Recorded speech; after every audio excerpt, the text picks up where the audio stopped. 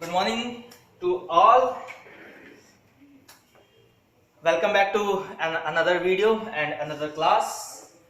आज की क्लास हमारी रहेगी ब्लड बैंकिंग के ऊपर। एक बार जो ऑनलाइन बच्चे हैं मुझे बता दें कि आपको बोर्ड क्लियरली दिख रहा है या नहीं। अंजलि, विनीत, सौरभ, विशांत, प्रिया एंड आशा। ओके, चलो ठीक है। जो ये YouTube पे वीडियो देख रहे हैं उनके लिए है कि आप चैनल लाइक सब्सक्राइब जरूर कर लें और साथ ही साथ बेल आइकन प्रेस कर लें, जिससे आने वाली वीडियो का अपडेट आपको प्रॉपर्ली टाइम टू टाइम मिलता रहे। चलिए क्लास के लिए शुरू करते हैं। Blood banking, basically blood banking होता क्या है? Rani is also connected on the class, very good. तो ब्लड बैंकिंग क्या है, हम किस लिए ब्लड बैंक का काम करते हैं, क्या यूज आया है, आने वाले टाइम में इसका क्या मोटो है और क्या मोटो है एट प्रेजेंट और आने वाले टाइम में क्या मोटो रहेगा, हम वो सारी चीजें जानेंगे। तो पहली बात तो हम पहले वर्ड से ही डिफाइन करने की कोशिश करते हैं कि भाई वर्ड क्या कह रहा है। ब्लड एक टर्म हो गई, यानी एक टर्म आ रही है हमारी, फर्स्ट जो टर्म है वो क्या है? ब्लड। ठीक, यानी सेल्स की बात की जा रही है। कौन सी? फ्लूइड कनेक्टिव सेल्स की बात की जा रही है। ठीक है, फ्लूइड कनेक्टिव टिश्यू बोल सकते हो आप इसको, FCT। ठीक है, फ्लूइड कनेक्टिव टिश्यू की बात की जा रही है। बैंक क्या है? एक जगह है, यानी प्लेस है। बैंक क्या है? एक जगह है, प्लेस है, जहां पे क्या किया जाता है? स्टोरेज। किसका स्टोरेज किया जाता है? तो फ्लूइड कनेक्टिव टिश्यू का स्टोरेज किया जाता है। क्लियर हो गया? इतनी बात समझ में आई कि भाई ब्लड बैंक क्या है? ये एक जगह है जहां पे क्या होता है? स्टोरेज किया जाता है। किस चीज का स्टोरेज किया जा रहा है? तो आपका जो स्टोरेज है वो है ब्लड एज होल और उसके अलग अलग कंपोनेंट्स का। अब ब्लड के अंदर ऐसे कौन से कंपोनेंट्स हैं जो हम स्टोर कर सकते हैं? ठीक है, तो सबसे पहले कंपोनेंट की अगर मैं बात करूं तो क्या है? सेल। ठीक है, सेल में भी कौन से हैं? RBC, WBC and platelet. ठीक है, तीन सेल्स हैं। Red blood cell, erythrocyte also known as erythrocyte, white blood cell also known as leukocyte and platelet also known as thrombocyte. तो तीन सेल्स होते हैं। फिर और भी चीजें होंगी भाई। क्या होगा? तो एंटीजन और एंटीबॉडीज भी तो होंगी। ठीक है, वो किसकी फॉर्म में होती है? तो प्लाज्मा, जिसे हम फ्रेश फ्रोजन प्लाज्मा भी बोलते हैं, FFP, फ्रेश फ्रोजन प्लाज्मा। ठीक है, और क्या है? तो भाई हमारे बॉडी के अंदर आयरन है, ठीक है, फॉलिक एसिड है, कंपोनेंट्स हैं। ठीक है, तो हम क्या कहते हैं? होल ब्लड एक कॉम्पोजिशन रहता है जिसके अंदर क्या होता है? जब HB कम हो जाता है तो हम क्या चढ़ाते हैं? एक आपका HB कंपोनेंट्स भी चढ़ा देते हैं, जो HB RB प्लस HBC का RBC विद HBC का कॉम्बिनेशन रहता है। ठीक है, और क्या है? तो अदर फ्लूइड्स, प्लाज्मा कॉम्पोजिशंस। अब स्टोर, भाई ये सारे सेपरेट हो गए तो स्टोर नहीं हो सकते ना, तो हम कुछ फिक्स पार्ट ही स्टोर करते हैं। तो फिक्स पार्ट स्टोर करने के लिए हमें क्या समझना होता है? हमें फिक्स पार्ट स्टोर करने के लिए ये समझना होता है कि भाई इसमें से कौन कौन से हम चीजें हैं, जो पार्ट है, हम उसको सेपरेट कर सके। ठीक है, मैंने स्पेशली इस क्लास के लिए आपको पहले भी बोला था कि आरबीसी पढ़ के आइएगा। बिना आरबीसी पढ़े आएंगे तो क्लास इंटरेस्टिंग नहीं लगेगी। क्यों नहीं लगेगी वो मैं आने वाले टाइम में आपको पता लग जाएगा ऑटोमेटिकली कि आपको ये क्लास इंटरेस्टिंग लग रही है कि नहीं लग रही है। वैसे मेरी कोशिश रहेगी कि अगर किसी ने रिवाइज नहीं भी किया है बोलने के बावजूद भी, तो थोड़ा थोड़ा उसका ब्रीफ भी बताता रहूंगा मैं। तो समझ लेते हैं कि भाई ब्लड के अंदर जो कॉम्पोजिशंस हैं, जो कंपोनेंट्स हैं, वो कैसे कैसे स्टोर किए जाएंगे। अभी एक जनरल ओवरव्यू चल रहा है, स्टेप बाय स्टेप सीक्वली हम लोग अभी थोड़ी देर में स्टार्ट करेंगे। पहले जनरली समझ लो कि ब्लड बैंक के अंदर हो क्या रहा है। तो सबसे पहले का काम जो होता है, तो पहले ये जानना जरूरी है कि बेसिक जो मैंने कहा था आपको कि आरबीसी वगैरह पढ़ के आइएगा, वो एक बार रिवाइज करा दे रहा हूं यहाँ पे। तो सबसे पहले बात कर लेते हैं यहाँ इसके ब्लड बैंक की, आरबीसी की और WBC की और प्लेटलेट की। ठीक है, ये 3 मेजर कंपोनेंट्स हैं। जो WBC है बेसिकली ये फ्रेश फ्रोजन प्लाज्मा के नाम से भी जाना जाता है। ये खाली WBC नहीं होता, इसको हम बफी कोड के नाम से भी जानते हैं। ठीक है, इसको हम किस नाम से जानते हैं? बफी कोड के नाम से भी जानते हैं। बफी कोड है क्या? बेसिकली प्लाज्मा प्लस WBC का पार्ट है।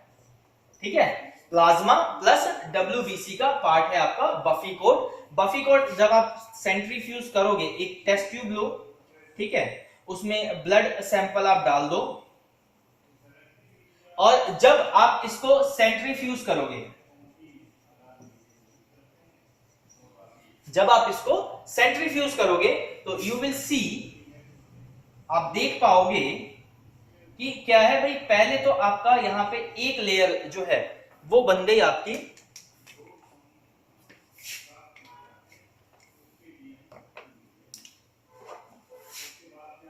थोड़ा कलर से डिनोट करने की कोशिश कर रहा हूं मैं। जो सबसे बॉटम पे आया ये तो हो गया आपका सेल, कौन सा? RBC cells. ठीक है, सेंट्रीफ्यूज मशीन जो है इसमें वो अल्ट्रा सेंट्रीफ्यूज होती है। ठीक है, अल्ट्रा सेंट्रीफ्यूज एक इंस्ट्रूमेंट है, इसके बारे में एक अनदर वीडियो बनेगी, प्रॉपर आपको बताया जाएगा, क्लास भी होगी। अभी ये समझ लो कि अल्ट्रा सेंट्रीफ्यूज है, ये करता क्या है? ये बहुत हाई स्पीड पे चलता है। ठीक है, बहुत हाई स्पीड पे चलता है। इसके अंदर वैक्यूम क्रिएट किया जाता है। जैसे एक चैम्बर है, सपोज ये जहां मैं खड़ा हूं एक चैम्बर हो गया, पहले इसके अंदर एक वैक्यूम क्रिएट किया जाएगा कि हवा से होने वाला फ्रिक्शन भी जो अंदर सैंपल पड़ा है उसको इफेक्ट ना डाले। ठीक है, क्लियर हुआ इतनी बात? तो अल्ट्रा सेंट्रीफ्यूज इसके अंदर यूज किया जाता है। इसके अंदर बहुत स्पेसिफिक चीजें होती हैं। इसमें टेम्परेचर कंट्रोल करने के लिए सिस्टम लगा होता है, इसमें वैक्यूम क्रिएट करने के लिए सिस्टम लगा होता है, इसमें स्पीड कंट्रोल करने के लिए सिस्टम लगा होता है। ठीक है, इसमें टाइमर लगा रहता है, और इसका जो QC वगैरह का पार्ट है वो भी एक नॉर्मल सेंट्रीफ्यूज से बहुत अलग, एक वाइड होता है। एक स्पेसिफिक टेक्नीशियन इसको डील करता है अल्ट्रा सेंट्रीफ्यूज को, शॉर्ट में ये समझ लो। तो ये क्या हो गया भाई? आपका सेल आ गया जो RBC है। उसके बाद आपको मिलेगा बफी कोड, ये आ गया बफी कोड। बफी कोड क्या बताया था मैंने? आपका WBC विद अदर फ्लूइड्स। ठीक है, इसमें प्लाज्मा का पार्ट मैंने क्यों बोला था? क्योंकि यहां कुछ लेयर ना इसकी, यहां से प्लाज्मा शुरू हो जाता है। अब इसके ऊपर वाले पार्ट में आपको क्या मिलेगा? ये पूरा, ये आपका प्लाज्मा हो गया। ठीक है, तो इस तरीके से ये तो शॉर्ट सैंपल है, स्मॉल सैंपल, भाई टेस्ट ट्यूब में लिया 5 ml आपने लिया, सेंट्रीफ्यूज करके देख लिया, आपको कुछ कंपोनेंट्स दिख गए। ठीक है, अब ये हो क्या रहा है और क्यों हो रहा है? तो आपने सेल्स जब पढ़ा था, मैंने आप बोला था कि RBC पढ़ के आइएगा या सेल्स के बारे में पढ़ के आइएगा, ब्लड के बारे में, वो क्यों बोला था आप समझिए। हर एक सेल का एक स्पेसिफिक ग्रेविटी होती है, यानी एक वजन होता है जो ग्रेविटेशनल फोर्स पे उसको एक लेवल पे स्टेबल कर देता है। ठीक है, हर सेल की एक स्पेसिफिक ग्रेविटी है, अपनी भी एक स्पेसिफिक ग्रेविटी है। ठीक है, कि हम इस लेवल पे यहाँ पे खड़े हो सकते हैं। जैसे पानी में जब जाते हैं, ठीक है, तो एक स्पेसिफिक ग्रेविटी होती है हमारी कि कितना अंदर तक हम बेस में जा पाएंगे या तैर के निकल जाएंगे। ठीक, तो वो स्पेसिफिक ग्रेविटी को हम ओवरकम करते हैं। जोक्स अपार्ट, तो हर सेल की क्या होती है? स्पेसिफिक ग्रेविटी होती है। तो ऐसे ही WBC सेल की भी होगी और प्लेटलेट की भी होगी। तो अलग अलग स्पेसिफिक ग्रेविटी होने की वजह से ये सेल क्या है? अलग अलग लेवल पे स्कैटर हो गए। ठीक है, अब हमें मान लो सिर्फ और सिर्फ प्लाज्मा लेना है, तो ये कैसे पता लगा कि भाई इसकी स्पेसिफिक ग्रेविटी क्या है? तो इसका जो RPM है, सेंट्रीफ्यूज का जो RPM है, RPM क्या होता है पहले तो ये कौन बताएगा? एक बार पूछता हूं कि इतना पढ़ के भी आए नहीं। अंजलि राजपूत ऑनलाइन अवेलेबल है। अंजलि राजपूत सुन पा रहे हैं? अंजलि, हाँ, RPM की फुल फॉर्म बताएं। क्या? रेवोल्यूशन पर मिनट। रेवोल्यूशन का मतलब क्या है? ये एक सपोज एक ट्यूब है, ये रेवोल्यूट कर रही है इस तरीके से। ठीक है, रोटेशन क्या है? अपने ही एक्सिस पे घूमना। भाई मौसम बदलते हैं रेवोल्यूशन की वजह से अर्थ का, और दिन रात होती है रोटेशन की वजह से। ये सबसे बेस्ट एग्जांपल है समझने के लिए कि रेवोल्यूशन और रोटेशन में क्या फर्क है। तो आरपीएम की वजह से हर एक सेल अपने अपने लेवल पे आ गया। तो यही हम ब्लड बैंक में पढ़ेंगे कि कितने आरपीएम पे आप प्लाज्मा ले सकते हो, कितने आरपीएम पे आप आरबीसी ले सकते हो, और कितने आरपीएम पे आप डब्ल्यूबीसी ले सकते हो, या कितने आरपीएम पे आप फ्रेश फ्रोजन प्लाज्मा ले सकते हो, या अदर कंपोनेंट जो भी, ठीक है, या प्लेटलेट ले सकते हो, पीएलटी। ठीक, तो क्या कितने कितने आरपीएम पे, ये सारा डिफाइन आप आगे आने वाले में पढ़ेंगे, आरपीएम कि कितने आरपीएम पे आपको क्या है, ब्लड के कंपोनेंट्स अलग अलग मिल जाएंगे। बताओ, इतना समझ में आया? ठीक,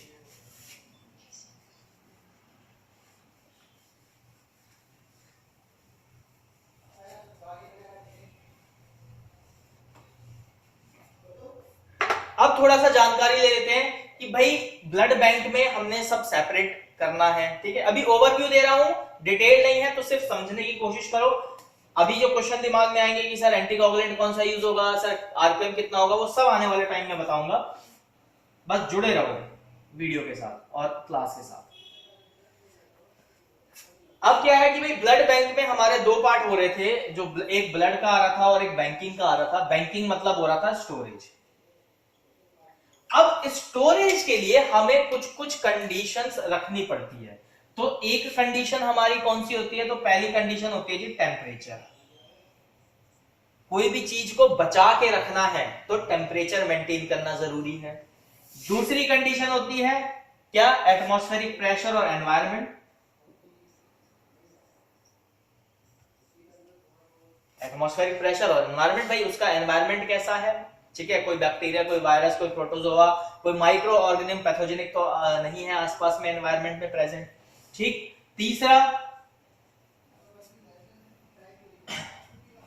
केमिकल, यानी ब्लड के केस में एंटीकोगुलेंट्स। ठीक है भाई, आप किसी भी सेल को, किसी भी लाइव चीज को लाइव ही रखना चाहते हैं, लेकिन उसके बॉडी एनवायरनमेंट से हटा के अलग। भाई बॉडी के अंदर है सेल, तो उसको फेवरेबल एनवायरनमेंट मिल रहा है, आपने उस सेल को बॉडी से बाहर निकाल दिया, बोला कि अब इसको जी स्टोर कर दो, ठीक है, तो उसको बॉडी जैसा एनवायरनमेंट देना पड़ेगा ना, उसको टेम्परेचर देना पड़ेगा, उसको उसके रिक्वायर्ड के एनर्जी के लिए जो केमिकल्स चाहिए वो प्रोवाइड कराने पड़ेंगे। तो एंटीकोगुलेंट्स कि भाई उससे उसका सेल का ब्रेकडाउन ना हो। तो ये तीन चीजें मोस्ट इंपॉर्टेंट हो जाती हैं स्टोरेज के लिए। ठीक है, एक एनवायरनमेंट और जो एटमॉस्फेरिक प्रेशर, ये क्या है, आर्टिफिशियल है। ये सारा काम तीनों क्या है, आर्टिफिशियल है।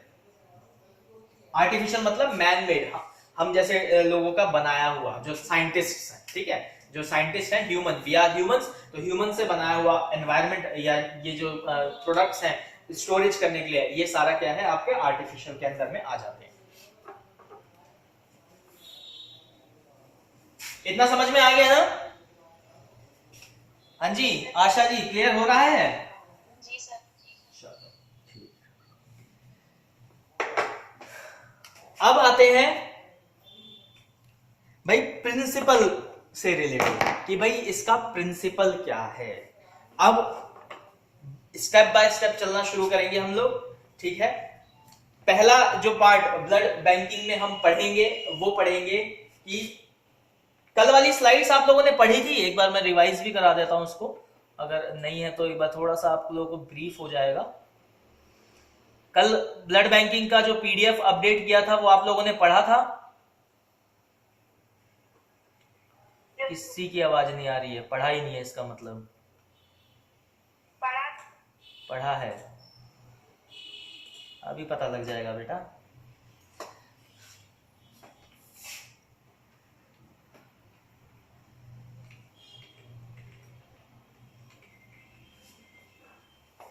चलो शुरू करते हैं, देखते हैं पढ़ा है कि नहीं पढ़ा है।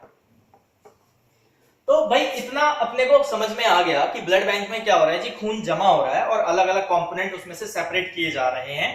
ठीक है, अब ये खून जमा हो गया, सेपरेट भी हो गए, लेकिन क्या इससे पहले ये जांचना जरूरी नहीं है कि वो खून सही में ठीक है भी कि नहीं है, यानी जो क्वालिटी है ब्लड की वो ओके है कि नहीं है, दोनों में से कौन सी है कि ओके है या नहीं है, वो भी तो चेक करना है। अब ये ओके जो वर्ड है इसमें, भाई ये क्या चीज डिफाइन कर रहा है कि हाँ भाई ब्लड ठीक है, ये ब्लड स्टोर किया जा सकता है, इस ब्लड के कंपोनेंट हमें रखे जा सकते हैं, ठीक है। तो वो कैसे पता लगेगा, तो कुछ टेस्ट लगाए जाते हैं हिमेटोलॉजी में, ठीक है। हिमेटोलॉजी ओब्लिक लेबोरेटरी बोल देता हूं सीधा, आपको डिपार्टमेंट सेपरेट करने की खुद ही आप कर सकते हो, इतने तो अंडरस्टैंडेबल हो। भाई लैब में कुछ टेस्ट किए जाते हैं, अब वो कौन कौन से टेस्ट हैं, ठीक। तो सबसे पहले टेस्ट किया जाता है ब्लड ग्रुप। जो ब्लड सैंपल ब्लड बैंक में गया, अभी ब्लड सैंपल निकलना किससे है, कौन कौन दे सकता है, कौन कौन ले सकता है, ये वाली बात भी करेंगे। लेकिन हम अभी लेबोरेटरी ब्लड बैंक के अंदर के कुछ मोटे मोटे तथ्यों को जानने की कोशिश कर रहे हैं, एक ओवरव्यू, एक इंपॉर्टेंट टॉपिक्स को जानने की कोशिश कर रहे हैं, ठीक है। तो सबसे पहले भाई टेस्ट होता है हमारा ब्लड ग्रुप का। तो ब्लड ग्रुप क्या है, बहुत सारे more than 300 blood group present है अभी इस अर्थ पे, ठीक है। लेकिन हम लोग कौन से ब्लड ग्रुप को ज्यादा वेटेज पे रखते हैं, A B O and A B. ये क्या है, ये टाइप है किसके, ब्लड ग्रुप के। क्लियर हो गया भाई, ये 4 टाइप है ना, ए होगा, बी होगा, ए बी होगा या ओ होगा।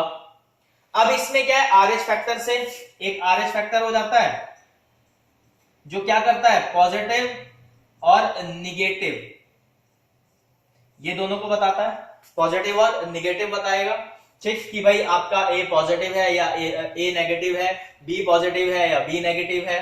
क्लियर हो गया। तो ये एक टेस्ट होता है ब्लड ग्रुप का। अब आ जाते हैं दूसरे टेस्ट पे कि भाई दूसरा टेस्ट किस चीज का होता है, तो वो होता है वायरल मार्कर। अब वायरल मार्कर्स क्या होते हैं, वायरल मार्कर्स क्या है, तो वायरल मार्कर्स हैं आपके HIV, HCV, HBsAg, ठीक है, और VDRL, ये 4 वायरल मार्कर्स हैं, ठीक है। ये वायरल मार्कर्स भी करना जरूरी होता है। क्लियर हो गया, इतना समझ में आया रानी? सर वायरल मार्कर और बता दीजिए। वायरल मार्कर फिर से बता देता हूं। तो वायरल मार्कर क्या है, ये बेसिकली आपके माइक्रोबायोलॉजी डिपार्टमेंट का है। भाई अगर किसी पेशेंट को वायरस या बैक्टीरिया से इंफेक्शन हो रखा है और अगर उसका ब्लड किसी और में चढ़ा दिया गया, सपोज प्रिया का ब्लड रानी में चढ़ाना है, दोनों सेम ब्लड ग्रुप की हैं, ए पॉजिटिव ब्लड ग्रुप है अगर दोनों का, और प्रिया चल रही है बीमार, तो उसका ब्लड अगर रानी में चढ़ा दिया गया तो रानी भी बीमार हो जाएगी, ये तो 100% है। क्यों? क्योंकि ब्लड से ही ट्रांसफ्यूजन हो रहा है, ठीक है। ब्लड के अंदर ही सारी बीमारियां अटैक करती हैं, जो पैथोजेनिक है वो ब्लड के अंदर ही अटैक करते हैं, और फिर ब्लड सेल ही पूरे बॉडी में उसको सर्कुलेट करता है और ठीक करने की कोशिश करता है अलग अलग मीडियम ऑफ हेल्थ से।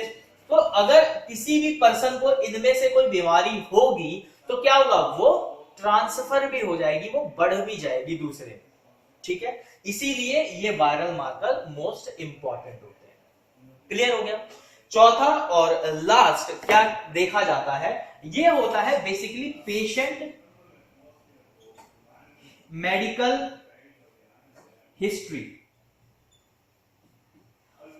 जब डोनर ब्लड देने जाता है तो एक कुछ मार्क्स को टिक करता है, ठीक है। उसमें मेंशन होता है क्या आपको बुखार है, क्या आपको कभी जुकाम है, क्या आपको, मतलब बहुत सारे एक लेवल के होते हैं, ऐसा नहीं है कि ये तो कॉमन सी मैं चीजें बता रहा हूँ, ठीक है। कभी आपका ऑपरेशन हुआ है, कितने टाइम पहले हुआ है, आपने ब्लड डोनेट किया है, कितने टाइम पहले किया है, आप स्मोकिंग करते हैं, आप ड्रिंकिंग करते हैं, ठीक है, आपका शुगर लेवल कितना है, आपका एचबी लेवल कितना है, बहुत सारे पैरामीटर्स होते हैं इस मेडिकल फॉर्म के अंदर, रिपोर्ट के अंदर, जिसमें पेशेंट टिक करता है और लिखता है, मेंशन करता है, जो हमारा डोनर है, ठीक है। ये डोनर की बात की जा रही है, ठीक है। तो ये सारी चीजें, ये 3 बेसिस पे ब्लड बैंक का जो पिलर है ना, वो ये 3 बेस है, स्तंभ जिसे बोलते हैं ना कि भाई ब्लड बैंक खड़ा किस बेसिस पे है, तो वो इसी बेसिस पे खड़ा हुआ है। क्यों? क्योंकि ब्लड में होने वाला ट्रांसफ्यूजन रिएक्शन जिसे बोलते हैं TF, ये होता है ट्रांसफ्यूजन रिएक्शन, उससे बचने के लिए कि ये रिएक्शंस ना हो जाएं, उससे बचने के लिए हम इन चीजों का इस्तेमाल करते हैं, अपने पास एक रखते हैं रिकॉर्ड कि भाई अगर किसी ने मानो ए पॉजिटिव ब्लड ग्रुप मांगा और उसके पास ए निगेटिव चला गया, तो उससे होने वाली रिएक्शन क्या होंगी, क्या वो ठीक रहेगा या वो दिक्कत करेगा, क्या चीज होगा। तो ये 3 पिलर्स हैं, एक तरीके से आप मान लो कि आपके ब्लड बैंक को चला के रखने वाले हैं कि अगर ये तीनों में से कोई भी एक टेस्ट में गड़बड़ हो गई और ध्यान नहीं दिया गया, रिपोर्टिंग फॉल्स चली गई, आप रिपोर्टिंग आई थी कुछ और आपने फॉल्स गलती से कुछ और लिख के भेज दिया, तो जिसको भी ब्लड बैंक से वो ब्लड जा रहा होगा ना, वो पेशेंट दिक्कत में आ जाएगा और ये ब्लड बैंक दिक्कत में आ जाएगा। इतनी बात समझ में आ गई? हाँ जी, इतनी बात क्लियर हुई? रानी समझ में आ रहा है जी? चलो ओके, ठीक है।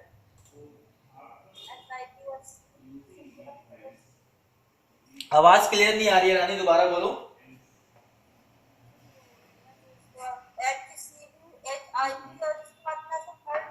अच्छा, ये HIV, HCV, HBs, AG, VDRL ये स्पेसिफिक टेस्ट हैं, माइक्रोबायोलॉजी के टेस्ट हैं, वायरल मार्कर्स बोला जाता है, ये वायरसेस के टेस्ट हैं, सिफिलीज का टेस्ट है, ठीक है, hepatitis B virus, hepatitis C virus, ठीक है, और सिफिलीज वायरस, इन सब के रिलेटेड टेस्ट हैं। ये एक टेस्ट स्पेसिफिक अगर आपको चाहिए होगा तो मैं इसके नोट्स और वीडियो दोनों प्रोवाइड करा दूंगा, आपको लेक्चर प्रोवाइड करा दूंगा, बेसिकली इसके वीडियो और नोट्स के लेक्चर आपको मिल जाएंगे, ठीक है।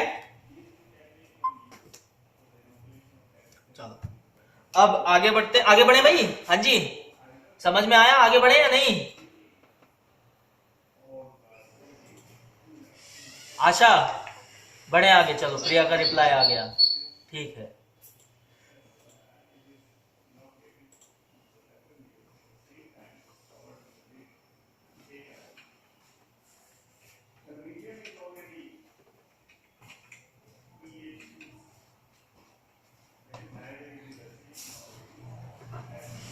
हमने अभी क्या क्या समझा भाई? हमने ये समझ लिया कि ब्लड बैंक होता क्या है, काम कैसे करता है, कौन सी मशीन यूज हो रही है, कौन कौन से टेस्ट यूज हो रहे हैं। अब यहाँ पे समझते हैं हम कि ये कहाँ पे होना चाहिए, मतलब कहाँ कहाँ होता है, ठीक है। बेसिकली ब्लड बैंक की लोकेशंस कहाँ कहाँ रहती है, कहाँ कहाँ पे आपको ब्लड बैंक दिख जाएगा। और कॉमन ब्लड बैंक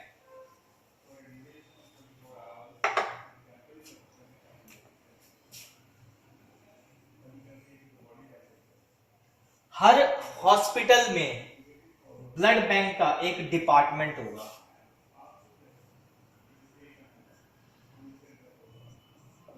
हर हॉस्पिटल में ब्लड बैंक का एक डिपार्टमेंट होगा।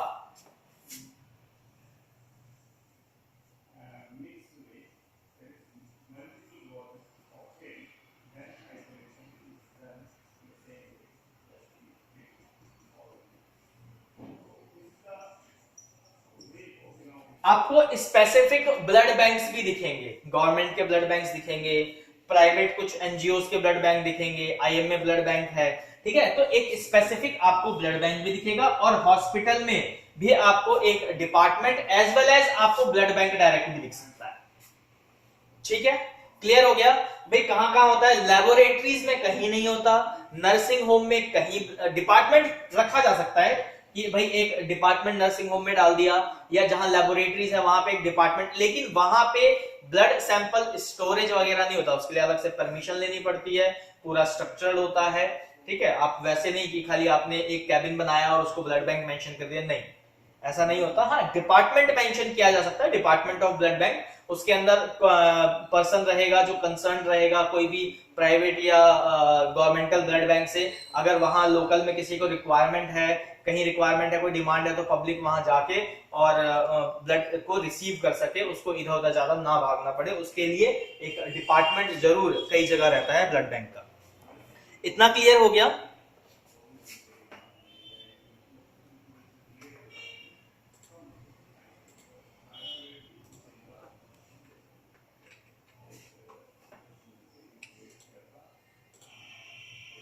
चलिए, क्लियर हुआ कि भाई कहां कहां देखने को मिलेगा आपको ब्लड बैंक? विनीत समझ में आ रहा है?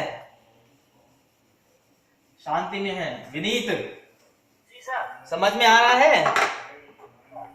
चलो ठीक है, अच्छी बात है। अब आ जाते हैं कि भाई कि कौन ब्लड बैंक, तो बहुत एक बड़ा डिपार्टमेंट है, तो अब आ जाते हैं स्मॉल लेवल पे। ठीक है, तो भाई डोनर, सबसे पहले ब्लड बैंक का जो काम होता है, अब काम कहां से शुरू हो रहा है, कैसे हो रहा है, कुछ चीजें अपने दिमाग में आप स्टेबल कर लें उस चीज को। चाहे तो मैं आपको 5 मिनट का टाइम दूंगा, रिलैक्स माइंड से उसको रिवाइज कर लें दिमाग में ही। डोनर यानी जो ब्लड देता है, रिसेप्टर जो ब्लड लेता है। ठीक है, दो टर्म है, डोनर एंड रिसेप्टर। डोनर जो ब्लड दे रहा है, रिसेप्टर जो ब्लड ले रहा है। दोनों के ब्लड ग्रुप सेम होने चाहिए, रिएक्शंस सेम होनी चाहिए, तभी वो ब्लड का एक्सचेंज कर सकते हैं, नहीं तो वो एक्सचेंज नहीं कर सकते। ट्रांसफ्यूजन रिएक्शन की वजह से क्या होगा, पेशेंट को ह्यूमन लॉस, लाइफ लॉस भी हो सकता है। क्लियर हो गया? दूसरी चीज, पहला तो ये हो गया भाई कि ब्लड ग्रुप सेम होना चाहिए। दूसरी चीज, जो एक्सपायरी है वो डिपेंड करती है उसके एंटीकोगुलेंट और स्टोरेज टाइम पे। ठीक है, ब्लड ज्यादा पुराना, जिसे कहते हैं ना, ज्यादा ओल्ड स्टोरेज का भी नहीं होना चाहिए और बिल्कुल फ्रेश भी नहीं होना चाहिए। तीसरी चीज, जब फाइल वर्क किया जाता है तो प्रॉपरली आपको रीड करना होता है, चाहे आप डोनेट कर रहे हो, चाहे आप रिसीव कर रहे हो किसी के लिए ब्लड बैंक से, तो आपको क्रॉस मैच करके देखना जरूरी है। ठीक है, क्लियर हो गया? ब्लड कभी भी पैसे देके नहीं खरीदा जाता, ये गवर्नमेंट लॉ है कि अगर आपको ब्लड चाहिए तो आपको डोनेट करना पड़ेगा और उसके प्रोसेसिंग के लिए कुछ फी रखी जाती है। जैसे आप प्लेटलेट लेने जाएंगे तो 1000 रुपीज, 3000 रुपीज, इस तरीके से जो फीस आपसे ली जाती है जब आप कोई रिसीव करते हैं, और साथ ही साथ में आपको ब्लड डोनेट भी करना होता है वहां पे। ये रूल है, वो रूल इसी वजह से है कि जो ब्लड है उसकी आप वैल्यू नहीं लगा सकते। ये गवर्नमेंट ने लॉ बना रखा है कि you can't create a value for a blood, but you have to pay a processing fees. जो वहां लैब टेक्नीशियन ब्लड बैंक में काम कर रहे हैं, जो टेस्ट लगाए जा रहे हैं ब्लड सैंपल के लिए, उसमें एक पर्टिकुलर फीस होती है कि भाई क्योंकि सामान यूज हो रहा है, एक ह्यूमन पावर यूज हो रही है। ठीक है, तो आपको क्या करना है, उसके लिए आपको प्रोसेसिंग के लिए उसको पेमेंट देनी है, तभी तो भाई वो कर पाएगा।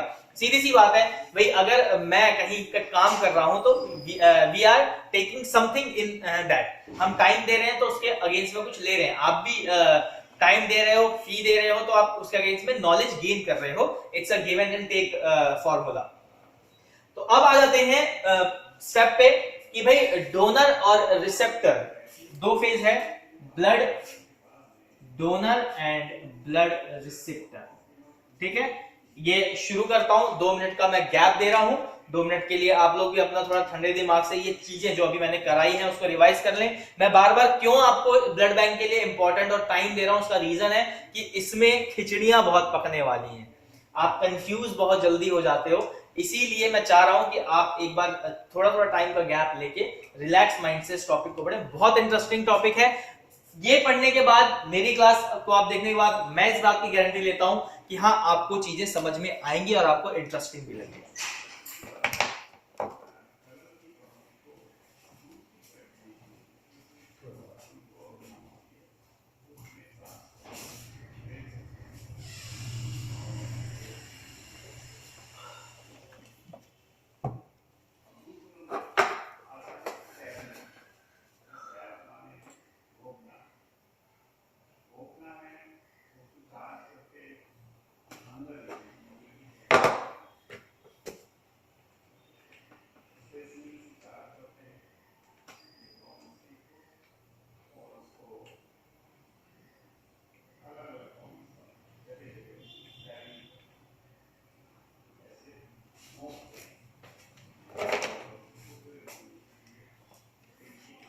चलिए शुरू करते हैं डोनर से।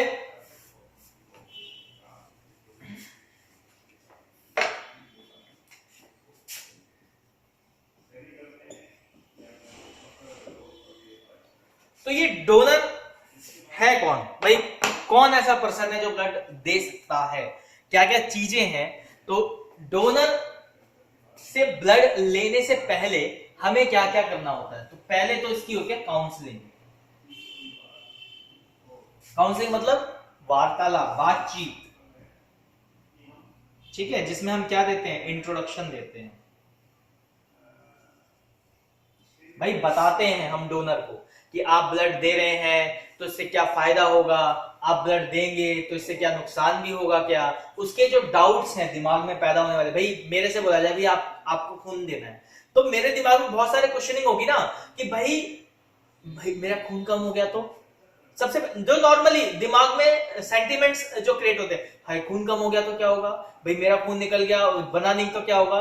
तो ये जो कुछ मिथ्स हैं, ठीक है, मुझे कोई बीमारी तो नहीं हो जाएगी खून देने से, मैं कमजोर तो नहीं पड़ जाऊंगा खून देने से, मैं बेहोश तो नहीं हो जाऊंगा खून देने से। तो ये जो मिथ है दिमाग के, ठीक है, माइंड के जो मिथ है, ठीक है, तो इन सबको क्या करते हैं, काउंसलिंग के थ्रू रिमूव किया जाता है, हटाया जाता है, और एक पॉजिटिवनेस लाई जाती है किसके अंदर, डोनर के अंदर, कि वो ब्लड डोनेट करे। मैं खुद भी ब्लड डोनेट करता हूं, मैं चाहता हूं कि मेरे कांटेक्ट के जितने लोग हैं वो टाइम टू टाइम हेल्दीली अपना डोनेशन देते रहें, जिससे किसी एक पर्सन की, एक नीडी पर्सन की जान बचाई जा सके। आपने सुना ना भाई, कई बार सुना होगा कि जी इसको बचाने के लिए ब्लड चाहिए, ठीक है, फ्री ऑफ कॉस्ट ब्लड कई लोगों को फ्री ऑफ कॉस्ट दिया जाता है जो कैपेबल नहीं होते हैं ब्लड परचेज करने के लिए, ठीक है, यानी जो प्रोसेसिंग फी है वो देने लायक भी नहीं होते हैं, उनको फ्री ऑफ कॉस्ट दिया जाता है। तो वो इसी वजह से दिया जाता है, जो हेल्दी डोनर्स होते हैं वो लोग जब दे रहे होते हैं हेल्दी डोनर, तो उन लोगों का कंसेशन उनको दिया जाता है।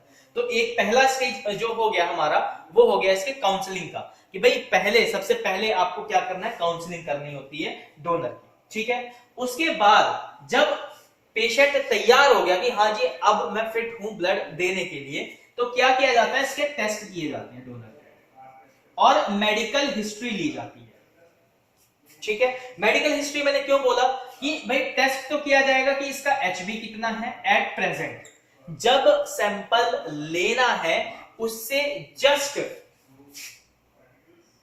15 मिनट्स पहले का एचबी आपको पता होना चाहिए, जस्ट 15 मिनट पहले का एचबी।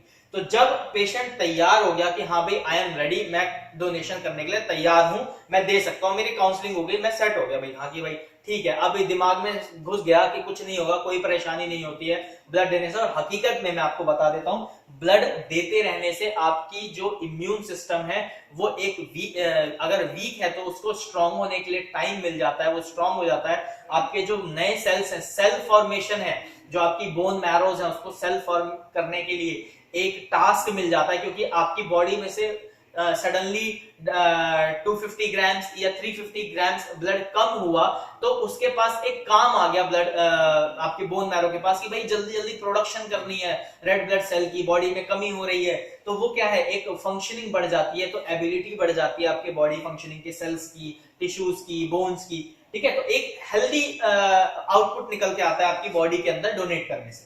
तो क्या करना है, हमें टेस्ट करना है, किसका, एचबी का टेस्ट करना है। क्लियर हो गया भाई। मेडिकल हिस्ट्री देखो, यहाँ पे ब्लड ग्रुप टेस्ट नहीं किया जाता, मैं पहले बता दूं, यहाँ पे ब्लड ग्रुप टेस्ट नहीं किया जाता जब आप ब्लड बैंकिंग के लिए कलेक्शन कर रहे होते हैं। जब आप ब्लड बैंकिंग के लिए कलेक्शन कर रहे होते हैं तो उस टाइम पे सिर्फ और सिर्फ डोनर का एचबी टेस्ट किया जाता है, ग्रुप टेस्ट नहीं किया जाता, ठीक है। ये कलेक्शन रूम आप कह सकते हो कि ब्लड बैंक का जो कलेक्शन रूम होता है, जिसे हम डोनर रूम के नाम से भी जानते हैं, ब्लड डोनेशन रूम के नाम से भी जानते हैं, ब्लड डोनेशन रूम BDR, ठीक है, या कलेक्शन रूम के नाम से भी जानते हैं, CR के नाम से भी आप देखा होगा। तो उस टाइम पे सिर्फ और सिर्फ क्या हो रहा है जी, पेशेंट का एचबी चेक किया जा रहा है।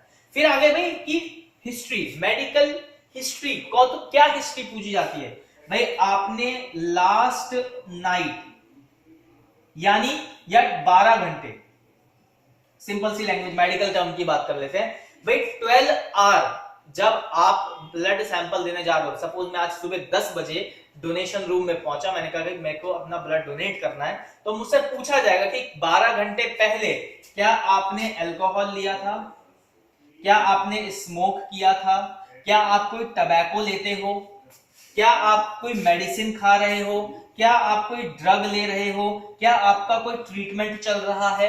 तो ये सारी चीजें पूछी जाएंगी। अगर इनमें से कोई एक भी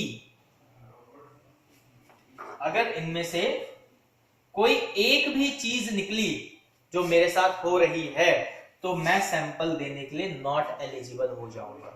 अगर मैं कोई ड्रग ले रहा हूं, ठीक है, ड्रग मतलब कोई ट्रीटमेंट ड्रग भी ले रहा हूं या कोई वैसे ड्रग एडिक्ट भी हूं, ठीक है, दोनों केसेस में हो सकता है। भाई कोई मैरिजुना नॉर्मली स्मोक कर रहा है, ठीक है, या भांग खा रहा है, तो एक तरीके के ड्रग्स हैं, ठीक है, या एस्पिरिन ले रहा है, एल्परा ले रहा है। तो अगर कोई बंदा drug medicine as a cure भी ले रहा है या वो ड्रग एडिक्ट भी है तो क्या होगा, वो डोनेट नहीं कर सकता, पहली चीज, ठीक है। दूसरा, अगर रात में अल्कोहल ले लिया और आप सुबह गए डोनेट करने, नो, यूजलेस हो जाएगा। स्मोकिंग करता है तो भी यूजलेस हो जाएगा।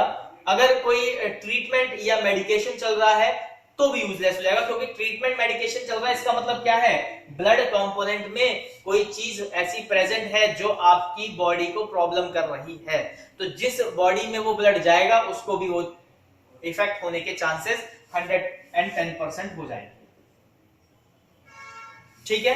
तो उस केस में भी रिजेक्ट हो जाएगा। एक बड़ा कॉमन सवाल है, कई लोग सर्च भी करते हैं कि भाई अगर टैटू बना रखा है, अगर बॉडी पे कहीं टैटू बना रखा है तो क्या वो ब्लड दे सकता है। तो कई जगह डोनेशन में कैंसिल कर दिया जाता है अगर आपका टैटू जो है 3 मंथ से पुराना नहीं है, तो 3 मंथ या 6 मंथ बोल सकते हैं इसको, ठीक है। तो उस टाइम पे भी कैंसिल कर दिया जाता है, क्योंकि जो आपका टैटू है बेसिकली क्या है, वो स्किन के अंदर केमिकल फिलिंग किया जाता है, ठीक है, जिसकी वजह से वो एक कलर शो करता है। तो उस केस में भी आपका क्या है, ब्लड डोनेशन जो डोनर है वो रिजेक्ट कर दिया जाता है। तो इतनी बात समझ में आई? हाँ जी, कौन कौन अवेलेबल है? रानी है, अंजलि है, अभी विनीत और प्रिया, आशा भी है, ठीक है, समझ में आ रहा है भाई सबको? Yes sir. ठीक। अब कुछ बात कर लेते हैं भाई, ये तो समझ में आ गया कि क्या क्या चीजें था मेडिकल हिस्ट्री में और क्या क्या होता है, कौन से एज वाला बंदा डोनेट कर सकता है। ये तो कुछ 3 बेसिक स्टेप्स थे डोनेशन लेने से पहले। अब ये भी जानना जरूरी है कि भाई कौन सा एज ग्रुप आपको ये दे सकता है। तो 18 साल से बड़ा और 60 साल से कम, 18 ईयर से ज्यादा का पर्सन और 60 ईयर से कम का पर्सन ब्लड डोनेट करने के लिए इंडिया में या ऑल ओवर वर्ल्ड में एलिजिबल है। एचबी ये तो हो गया कि भाई चलो ठीक है, एज ये आ गई, 18 से 60 एज हो गई, ठीक है। अब मैंने बात की थी हीमोग्लोबिन की, तो हीमोग्लोबिन भाई कितना होना चाहिए, तो हीमोग्लोबिन होना चाहिए 12 ग्राम्स पर डीएल। अगर आपका हीमोग्लोबिन 12 ग्राम से कम है तो भी आप ब्लड सैंपल नहीं दे सकते। क्लियर हो गया? ठीक है। अब आ जाते हैं भाई फीमेल पे, क्योंकि मेल में तो चलो ये कंक्लूजन क्लियर हो गया कि भाई समझ में आ गया 18 से 16। क्या कोई प्रेग्नेंट वुमेन ब्लड डोनेट कर सकती है? तो नहीं, प्रेग्नेंट वुमेन ब्लड को डोनेट नहीं कर सकती, क्योंकि उसके बॉडी में खुद ही ब्लड की रिक्वायरमेंट है, because she is pregnant, she is conceiving some other body also, ठीक। ये कुछ बेसिक चीजें थी कि भाई डोनर को सेलेक्ट करने का क्राइटेरिया क्या है, यानी डोनर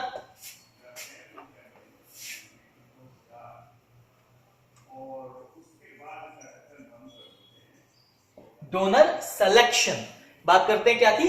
तो डोनर सिलेक्शन का क्या क्या क्राइटेरिया था, तो भाई सबसे पहले हमने उसकी काउंसलिंग करनी है, फिर क्या करना है, हमने उसके कुछ टेस्ट करने हैं, टेस्ट में सिर्फ और सिर्फ एचबी करना है, और क्या करना है भाई, हमें उसकी मेडिकल हिस्ट्री पूछनी है, जिसमें हम उसका एज, उसका सारा बायोडाटा कि भाई कोई ट्रीटमेंट चल रही है कि नहीं चल रही है, वो सारा पता कर लिया।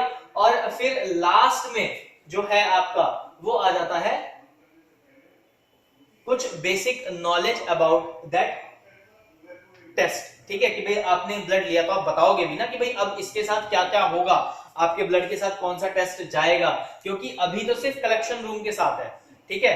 तो उसके बाद की जो लास्ट वाली क्राइटेरिया आ जाता है, प्रेगनेंसी हटा देता हूं मैं यहां से, एक क्राइटेरिया और है जो लास्ट में आता है, वो है पेशेंट केयर, ठीक है। देखो ये लैब टेक्नीशियन तो नहीं करता है पेशेंट केयर वाला पार्ट, ये पेशेंट केयर वाला जो पार्ट है ये किया जाता है नर्सिंग डिपार्टमेंट के थ्रू, लेकिन नॉलेज होना आपको जरूरी है। पैरामेडिकल का यहाँ क्या डिपार्टमेंट है, क्योंकि हम लोग कंसीडर करते हैं एमएलटी से, हम लोग बिलोंग कर रहे हैं मेडिकल लैब टेक्नोलॉजी से, तो हमें सिर्फ ज्यादा फोकस उस पर रखना है कि भाई लैब टेक्नोलॉजिस्ट का यहाँ क्या क्या काम होता है। तो लैब टेक्नोलॉजिस्ट का पहला वो काउंसलिंग का काम लैब टेक्नोलॉजिस्ट कर सकता है, टेस्टिंग का काम लैब टेक्नोलॉजिस्ट का है, मेडिकल हिस्ट्री का काम लैब टेक्नोलॉजिस्ट का है। इसको नर्सिंग डिपार्टमेंट भी करता है but major role lab technician का रहता है। उसके बाद इसमें आ जाता है पेशेंट केयर में, जिसमें पेशेंट केयर में जो है मोस्टली जो है जो मेजर पार्ट है वो आपका नर्सिंग डिपार्टमेंट का रहता है, लेकिन कुछ पार्ट अगर आप एमएलटीज भी सीख लेंगे तो कोई इससे कम नहीं होता, वो एक नॉलेज इनहेंसिंग होती है। तो भाई कलेक्शन में क्या है, अब कलेक्शन करने के बाद पेशेंट केयर कैसे रखा है। ऐसा नहीं है मैंने डोनेट किया और मुझे बस बोल दिया जाए जी अब जाओ आप उठ के जाओ, हो गया, नहीं ऐसा नहीं है। पेशेंट को ऑब्जर्व किया जाता है 10 to 15 मिनट्स के लिए, 10 to 15 मिनट्स के लिए। जब डोनर ने सैंपल दे दिया तो उसको ऑब्जर्व किया जाएगा, उसको रिफ्रेशमेंट दिया जाएगा ब्लड बैंक के थ्रू। रिफ्रेशमेंट मतलब खाने पीने का आइटम, जूस हो गया, फ्रूट हो गया, कुछ ईटेबल थिंग्स हो गए, उसके अंदर स्नैक्स हो गए, तो ये एक दिया जाएगा। एक सर्टिफिकेट प्रोवाइड किया जाता है ब्लड बैंक के through that the person is so and so have been healthy participated in the blood donation camp or healthy donated his blood, be regards and thankful करके एक सर्टिफिकेट प्रोवाइड किया जाता है, एक ब्लड का card बनाया जाता है कि आप आने वाले टाइम में आप ब्लड डोनेट करें। और एक फिर उसकी पॉलिसीज होती है कि कई बार कई ब्लड बैंक की पॉलिसीज होती है कि भाई आपने 5 बार ब्लड दे दिया तो आपको 1 यूनिट फ्री ऑफ कॉस्ट मिल जाएगा, वो आप किसी को भी प्रोवाइड करा सकते हैं। या आपने 10 बार डोनेट कर दिया तो आप लाइफ टाइम के लिए खुद के लिए या आपने कोई ब्लड रिलेशन के लिए आप ब्लड ले सकते हैं, कभी आपको रिक्वायरमेंट हो उस पर्टिकुलर को कार्ड को दिखा के उस ब्लड बैंक में। ठीक है, तो ये अलग अलग पॉलिसीज होती है जो कैचिंग पॉलिसीज होती हैं बेसिकली कि आप हेल्दी डोनेशन दें।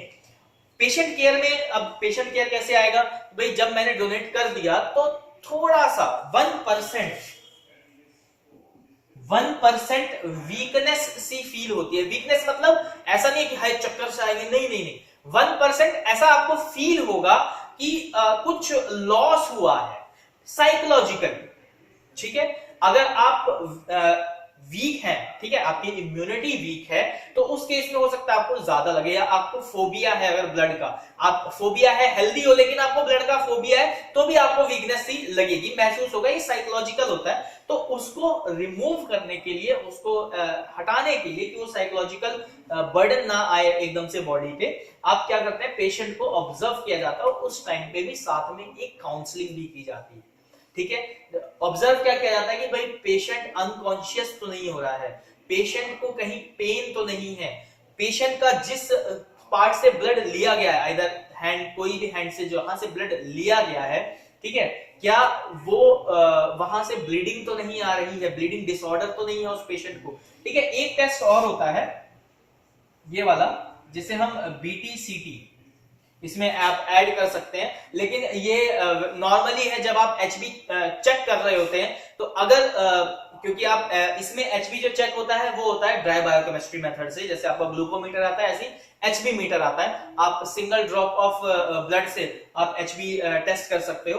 तो जब आप प्रिक करते हो, आपका फिंगर टिप जब प्रिक होता है HB के लिए, तो उसी टाइम ऑब्जर्व कर लिया जाता है कि इनका ब्लीडिंग और क्लॉटिंग टाइम एक नॉर्मल है या नहीं है। अगर एबनॉर्मल लगता है तो इमीडिएटली बोल दिया जाता है, जैसे शुगर लेवल वगैरह, जब पेशेंट की हिस्ट्री पूछते हैं तो उसमें शुगर लेवल का पैरामीटर पूछेंगे, नॉर्मली जो नॉर्मल पैरामीटर्स है, जैसे थायराइड आपको है कि नहीं है, ठीक है, आपका कोलेस्ट्रॉल लेवल ठीक है कि नहीं है, आपका शुगर है कि नहीं है, ठीक है, आपका वेट कितना है, हाइट कितना है, एक BMI निकाला जाता है, body mass index, BMI body mass index, एक ये होता है जिसमें आपको आप पता लगा सकते हो कि आप फिजिकली फिट हो या ओबेड हो। ओबे मतलब ओवरवेट हो, अंडरवेट या अंडरवेट हो, या बिल्कुल फिट हो, स्टेबल हो। ठीक है, BMI निकाला जाता है जिसमें से आपका बॉडी वगैरह बॉडी का वेट लिया जाएगा, हाइट ली जाएगी। ठीक है, और साथ ही साथ में एक फिजिकल जब ये एग्जामिनेशन चल रहा होता है, टेस्ट और मेडिकल हिस्ट्री ली जानी होती है, तो साथ में नर्सिंग डिपार्टमेंट आप लोगों के लिए स्पेशली बता दे रहा हूं, BP ब्लड प्रेशर और टेम्परेचर भी उसमें मेंशन करना होता है। तो ब्लड प्रेशर और टेम्परेचर ये जो काम होता है बीपी का या बीएमआई निकालने का, ये नर्सिंग डिपार्टमेंट बेसिकली करता है। अगर वहां नर्सिंग डिपार्टमेंट अवेलेबल नहीं है तो एमएलटी डिपार्टमेंट भी कर लेता है। तो आपको ये काम भी आना चाहिए, बीपी और टेम्परेचर का भी। आप मेडिकल में तो बीपी टेम्परेचर तो नॉर्मल है कि कोई भी डिपार्टमेंट है तो उसको ये चीज आनी चाहिए, क्योंकि इमरजेंसी केस तो कोई ऐसा होता नहीं है कि भाई बीपी में बहुत ज्यादा इमरजेंसी केस हो, लेकिन आपको पल्स रीडिंग, बीपी और टेम्परेचर लेना एक नॉर्मली एक पर्सन को भी आना चाहिए, चाहे वो मेडिकली हो या वो नॉन मेडिकल से हो।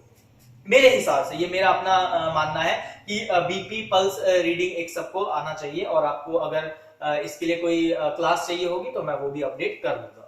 प्लीज कमेंट बॉक्स में मुझे बताएं। ओके, अभी लाइन पे ही हैं सब लोग। हाँ भाई, इतना समझ में आ गया। ऑनलाइन स्टूडेंट्स कितने हैं आज? अभी हैं अपने पास 5 स्टूडेंट हैं अभी लाइन पे, ठीक है। बाकी तो सब ऐसे ही हैं, कभी ऑफलाइन कभी ऑनलाइन। हाँ जी आशा जी, समझ में आया इतना पार्ट? आशा ठीक है। इधर अंजलि समझ में आ रहा है? माइक म्यूट कर ले बच्चा। प्रिया पाल समझ में आ रहा है? यस सर, आवाज ही नहीं निकलती। विनीत समझ में आ रहा है? चलो आगे बढ़े। ठीक, इंटरेस्टिंग लग रही है क्लास, नहीं लग रही? लग रही है। झूठ भी बोल दोगे, कहाँ दिक्कत आ रही है?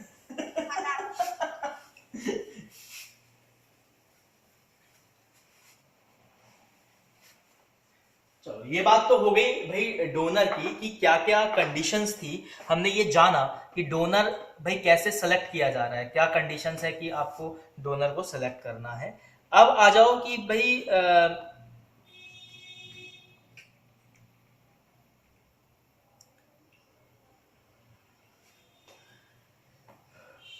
ये तो हो गया डोनर तक का, कलेक्शन रूम तक की बात। अब आ जाते हैं लैब के अंदर के लिए, ठीक है। अब इसमें काउंसलिंग जो है, काउंसलिंग का एक पार्ट छोटा सा ब्रीफ कर दे रहा हूं कि डोनर को जब काउंसलिंग देते हैं तो किस किस पॉइंट का दिमाग में ध्यान रखना होता है। तो एम ऑफ द काउंसलिंग जिसे हम बोलेंगे, तो सबसे पहले हमें टेस्ट के बारे में बताना होता है, यानी जो लैबोरेटरीज के अंदर टेस्ट होने होते हैं, जैसे HIV है, HCV है, HBsAg है, ठीक है, या VDRL है, ठीक। ये टेस्ट के बारे में हमें बताना होता है, जो अलाइजा बेस्ड किया जाता है। ये डोनर को बताना होता है कि भाई आपका ब्लड लिया जाएगा तो सबसे पहले ये सारे टेस्ट किए जाएंगे उस ब्लड के, और आपको रिपोर्ट भी दी जाएगी, क्योंकि ये रिपोर्ट भेजी भी जाती है, पेशेंट को भेजी भी जाती है। और इन केस अगर इसमें से कोई एक भी कंपोनेंट पॉजिटिव आ गया तो पेशेंट को बुला के फिर एक स्पेसिफिक चीज के लिए काउंसलिंग और ट्रीटमेंट के लिए उसको प्रिपेयर भी करना होता है, ठीक है। क्लियर हो गया इतना? उसके बाद आ जाता है जो इंश्योरमेंट है, यानी एक टर्म कंडीशन यानी TC, टर्म कंडीशन साइन कराई जाती है पेशेंट से। जब जो डोनर है, सॉरी, उससे जो डोनर है उससे TC भी साइन कराई जाती है, जो ब्लड बैंक की पॉलिसी होती है बेसिकली, ठीक है। हर चीज की एक पॉलिसी बनाई जाती है, तो वो पॉलिसी भी साइन कराया जाता है। पॉलिसी होता क्या है? बेसिकली उस पॉलिसी में मेंशन होता है कि आपका ब्लड जो है वो किस लिए लिया जा रहा है, मतलब जो सारा काम। बेसिकली पॉलिसी क्या है? पॉलिसी एक रिटन पेपर है, रिटन पूरा एसेट राइट है कि भाई उस पूरे ब्लड बैंक में जब पेशेंट से सैंपल लिया गया और बाहर दिया गया, वो सारा काम उसमें मेंशन होता है उसकी पॉलिसीज में। और उसके कुछ लॉज होते हैं कि भाई हम नहीं बताएंगे कि हमने किससे ब्लड लिया था देते के टाइम पे, ठीक है। जो ब्लड दिया जा रहा है उस टाइम पे ये एक्सपोज नहीं किया जाता कि ये किसका ब्लड है, नाम मेंशन नहीं होता है। तो कुछ ऐसी टर्म पॉलिसीज होती हैं, ठीक है। और जो सेल्फ डोनर है, यानी खुद से आने के लिए वो दूसरे को प्रमोट कर सके, दूसरे को ला सके, तो उस चीज की भी एक शॉर्ट काउंसलिंग की जाती है, ठीक है। और इस काउंसलिंग को हम प्री डोनेशन काउंसलिंग और पोस्ट डोनेशन काउंसलिंग में डिवाइड करते हैं। प्री डोनेशन काउंसलिंग में पहले उसको प्रिपेयर किया जा रहा है, पोस्ट डोनेशन काउंसलिंग में बेसिकली उसकी क्योर किया जा रहा है, उसका ट्रीटमेंट किया जा रहा है अगर कोई उसको प्रॉब्लम है तो। फिर आ जाते हैं प्री और पोस्ट में। जब आ जाता है पोस्ट में, 2-3 चीजें मैं बता देता हूं। पोस्ट काउंसलिंग में ये जो वायरल मार्कर वगैरह हैं, ठीक है, ये वायरल मार्कर अगर पेशेंट का आपको डाउट लगता है या पेशेंट कुछ लगता है कि हो सकता है इसका पॉजिटिव होगा, कंफर्म नहीं है, क्योंकि भाई normally patient HIV HCV HbA नहीं कराता है, जब हॉस्पिटल में जाएगा डॉक्टर प्रिस्क्राइब करेगा तभी कराता है वो ये टेस्ट या ये प्रोफाइल, वायरल मार्कर प्रोफाइल जिसे बोला जाता है। तो ये टेस्ट बहुत स्पेसिफिक, ऐसा नहीं है कि रैंडमली कराने वाला, जैसे ग्लूकोज है, थायराइड है, कोलेस्ट्रॉल है, ऐसा कराने वाला टेस्ट है। ये आता है एक स्पेसिफिक टाइम पीरियड के लिए ही टेस्ट होता है, ये जब डॉक्टर प्रिस्क्राइब करेगा तभी लोग कराएंगे, अदरवाइज ऐसे नहीं कराते हैं। तो ये अगर टेस्ट उस टाइम परफॉर्म होता है, विद इन 1 डे के अंदर ये टेस्ट किया जाता है सैंपल लेके, तो इसका रिजल्ट अगर कुछ आपका लग रहा है कि पॉजिटिव है, स्लाइटली पॉजिटिव है, क्योंकि इसके 2 तरीके से किए जाते हैं। एक तो आपका एलाइजा लगता ही है, बट एक रैपिड कार्ड जब लिया जाता है सैंपल, ठीक है, जब लिया जाता है तो इमीडिएटली एक रैपिड कार्ड भी लगा लिया जाता है, इन केस कि अगर वो सैंपल पॉजिटिव निकला तो हम इमीडिएटली उसको डिस्कार्ड कर सके या कलेक्शन टाइम को स्टॉप कर सके, ठीक है। यानी आपका वाइल में सैंपल लेके फटाफट टेस्ट, एक कार्ड टेस्ट लगाया जाएगा, और वो जब कार्ड टेस्ट आपका नेगेटिव शो कर जाएगा तो उस टाइम पे ब्लड सैंपल कंटिन्यू आप ले पाएंगे।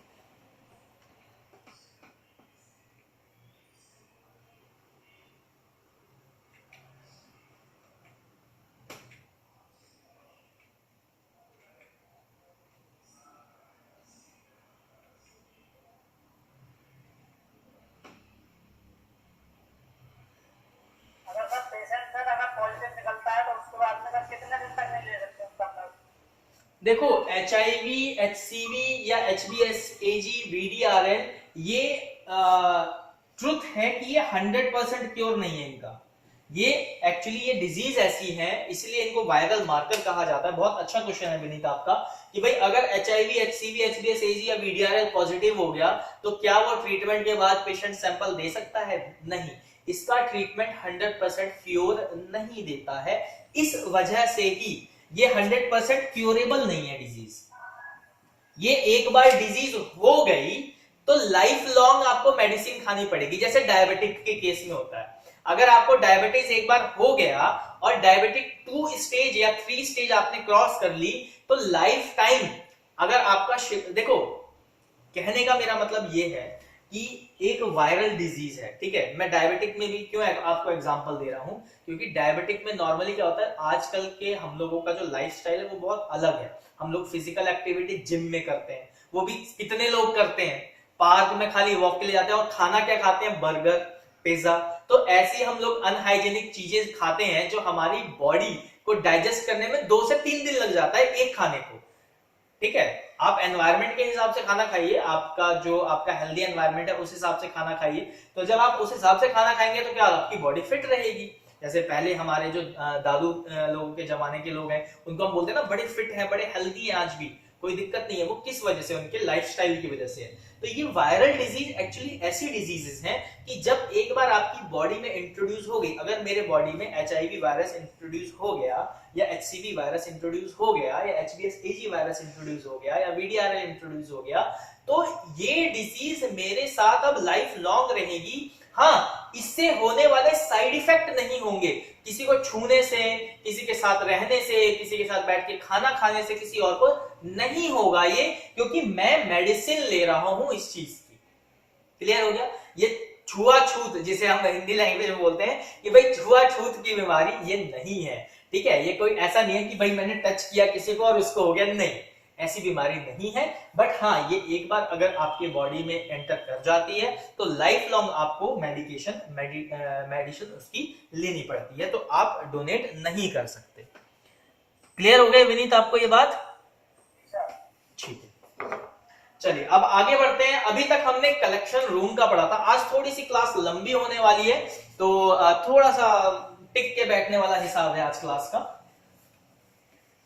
बेसिक लास्ट यही रख लेता हूं, ज्यादा लंबी नहीं करूंगा क्लास को, जल्दी कवर अप करने की कोशिश करेंगे, फिर नेक्स्ट क्लास में हम फॉरवर्ड कर लेंगे जिससे आप लोगों को भी कोई दिक्कत ना हो। अब बात कर लेते हैं कि भाई ये तो हो गया हमारा कंक्लूजन कि भाई हमें ब्लड डोनेशन कहां करना है, क्या करना है, कैसे करना है, डोनर का क्या हिसाब किताब है, हमें ये सारा समझ में आ गया। अब आ जाते हैं लैब के अंदर, यानी ब्लड बैंक के अंदर जो लैबोरेटरी है। जो ब्लड बैंक के अंदर लेबोरेटरी है। अब इसका काम करने का क्या क्या प्रिंसिपल है, क्या एसओपी है, क्या प्रोसीजर है, होता क्या है, ठीक है। तो अब एक एरो डायग्राम से हम समझेंगे और आज की क्लास के लिए इतना ही स्टॉप करेंगे। उसके बाद कल एक एक पार्ट को हम लोग स्टेप अप करना शुरू करेंगे।